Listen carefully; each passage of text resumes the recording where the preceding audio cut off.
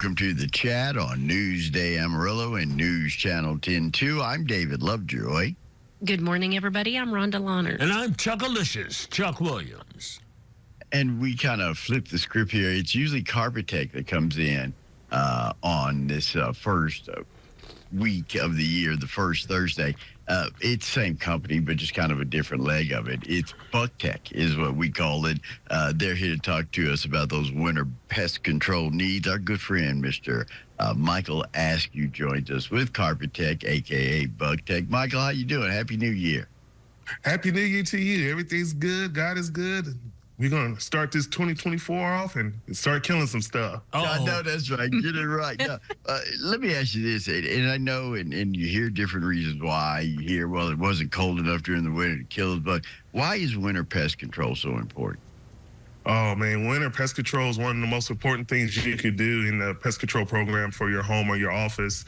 A lot of folks think that because it's so cold outside, there's no pests moving around. In actuality, the pests are moving around just behind your back. Your attic is still 70 degrees plus. Your crawl spaces are still 70 degrees plus. So all those rodents and pests are hanging out in those places, and they're still moving in. Believe it or not, we're still dealing with a whole lot of pests, even in this cold weather that we're dealing with. I know it's been kind of warm this winter, but, we've had some cold days, and even on the cold days, we're getting calls for a whole bunch of different pests, and, you wouldn't think we're even still around during the wintertime. Wow, that's amazing. I know the quickest way to get my daughter to move is to say, hey, there's a spider right there beside you, and she will vacate the premises and maybe burn the house down. But, you don't think about all of the pests that do come along in the winter. So does that, if we get this taken care of in the winter, does that translate into less pests in the summer when we would normally see them? That's exactly right, because what happens is that if we can keep pest control going throughout the year, it's going to make it a whole lot easier to control those pests during the springtime. And during the springtime is where everything starts emerging. The blossoms start to bloom, the trees start to leave out, and then everything else starts to move as well. But if you don't have any like wintertime pest control, then you're going to have more of a problem during the spring. So building that barrier during the wintertime is going to help out big time when you get ready to roll into the spring. It seems to me as though a lot of the new animals moving into your house, it seems like they can bring a lot more like allergies and stuff like that. Can you go into that for me? Yes, sir.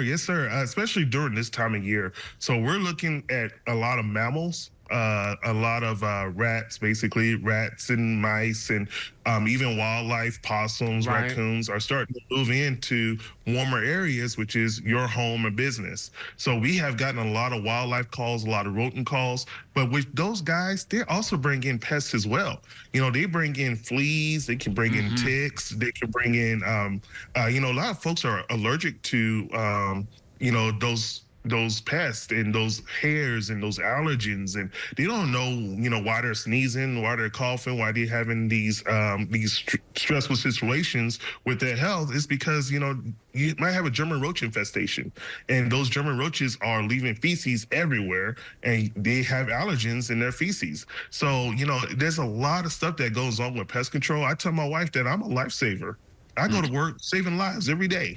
And she's like, Michael, really? I said, no. The husband gets in trouble for not taking care of the pest problem, and I save his life by coming in and taking care of it when his wife is jumping on him. So, that's what I do every day. I was shocked. That was about 10, 15 years ago that I had seen that study about how there's a correlation between roaches and asthma. The higher level of asthma in children because of they carry around the allergens on their bodies, and it fluffs off, gets onto things, and that was an eye-opener. That was a real eye-opener for me, that you think, well, I just spray raid and moves on, but it has a lasting long-term effect on your household. And Michael, what does Bug Tech do? Tell us a little bit about how you address these problems in someone's home. So, it all depends on what is going on in a home. You know, we don't treat every home the same way. Every home is different, just like, you know, your house is different from my house, you know, and some people are clean freaks. Some people, you know, let their house kind of go. And, you know, every house is different. So we're going to go in and assess every house that we're dealing with. We're going to deal with every pest that they're dealing with. We're going to see what's going on. We're going to see if there's any entry points that they're getting in. There's just so much that goes into an evaluation of a home when we go in there. Once we get in there, we're going to talk to the customer. We're going to let the customer know, hey, this is what we see. This is what's going on. This is what we need to do. And we will do that for each and every house that we go into. The customer's not going to be surprised by what we do because they're going to know exactly what we do before we even do it. And then after it's all said and done, they're going to get a recap of what we did and why we did it, and some advice on, you know, how to keep these pests out, you know, how to keep the pest population down in their home. You know, it's not all about extermination. Extermination is an old word that, you know, was overused in the 1960s, 1970s. This is about pest control because these pests are getting in so many different places that we have to control it. You know, extermination is complete domination and there's no bug in your house. Nobody can promise that. I don't care what they say. No. But, you know, what we're going to do, we're going to control it, and we're going to make sure the customer knows how to help out. And it's a partnership, basically. Yeah, you've got some things to do too on the customer side to help take care of this. Carpet Tech and Bug Tech is a great service. Give them a call now. You can book an appointment and save $20 right now by booking a winter pest control appointment.